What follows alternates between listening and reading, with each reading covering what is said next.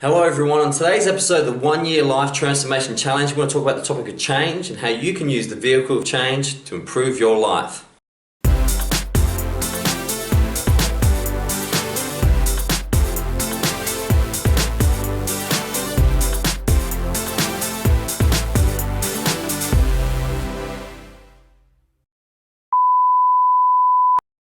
Hello everyone, as mentioned in the intro, today I want to talk about the topic of change, something that is so much fear, creates so much fear and anxiety in people, but is really your gateway to the best version of you. Once we understand change and understand the catalysts behind change, we can use it as a vehicle to experience new things, new people, and new adventures across our lives. So as always, I'm going to begin with a quote.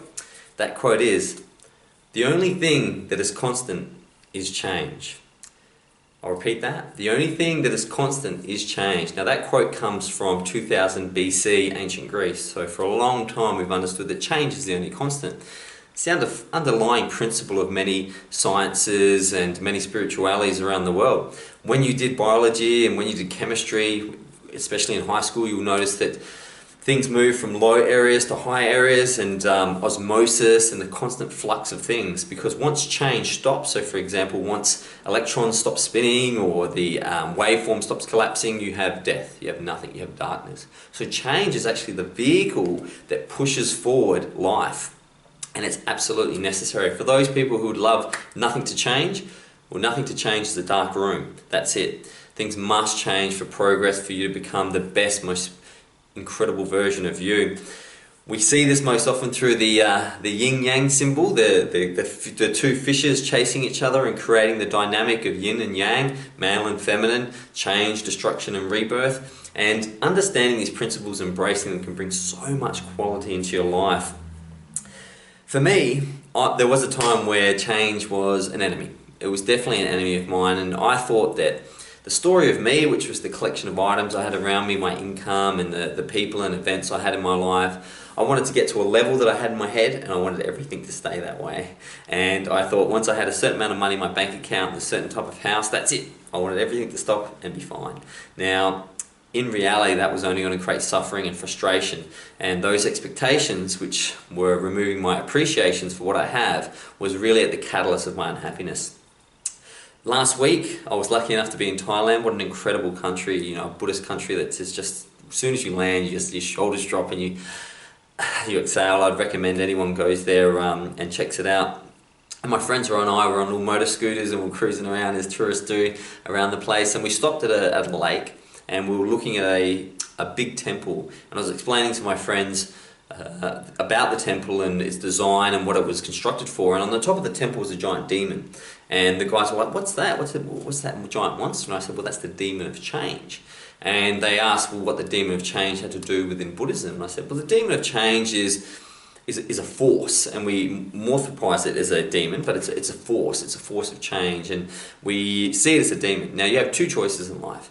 You take on the demon of change, you fight it to keep things the way they are. Now, this demon is all powerful, has all the power of the universe, and you can fight it, and ultimately it's a battle you'll lose and you'll suffer. Or you could accept this demon, you could accept that its power of change is there, you can embrace it, and by embracing it you destroy the demon. It has no power anymore because you're no longer fighting what it's putting forth. And as I was saying that, I really thought, wow, that is valuable, isn't it? When we fight the way things are, we create unnecessary suffering. When we accept the way things are, we come from a place of power, which allows us to accept them or to put in place the mechanisms to create a different now. You can't do anything with the future and past. You must accept the way things are. If you're in jail right now, accept it. And then put into place, from this moment, the things that will help you live the life you want to live. Daydreaming and reminiscing or wanting things to be different has served nobody ever. So, change.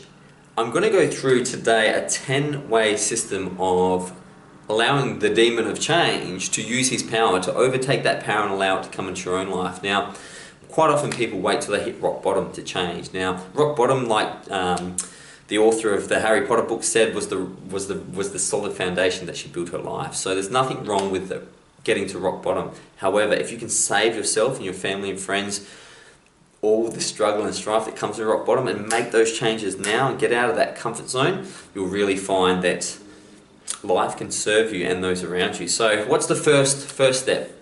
Well, the first step is your catalyst. Now your catalyst is the event, the thing that triggers your change. Now humans are constantly coming into new environments, meeting new people and seeing new dynamics. And every once in a while there's something that's a little bit painful or a lot painful that we want to have out of our lives. So we need to understand that catalyst and understand what it is and what it's trying to teach us. And once we understand that catalyst, we can move to step 2. What is the challenge here? So what is the situation? What has this pain, this catalyst, brought in as a challenge? And what does that challenge really mean, and define it? Is it that we've got to a point when we get out of a chair we can feel our gut and we're no longer willing to stand for that? Number 3, we have to create. We have to bring into being from the moment a new creation. And that creation is something that will test the challenge. So for example, if it's you get out of the chair and you feel your gut and you want to change that, the challenge will be the creation will be, what system can I use in order to make a difference? And that system may be working out or going to the gym. Number 4, consult. So it's at that point where, for example, I'll just use the gym analogy, but it could be relationships, it could be spirituality, it could be career. You consult, you find mentors or people who have already done it before. Success leaves clues, and the individuals who have gone through that karmic cycle and achieved these things, they can leave pointers. And remember, there's no shame in asking someone for help, because they're just you. They're a reflection of you, a mirror of the divine consciousness that reflects through light into different subjective consciousnesses.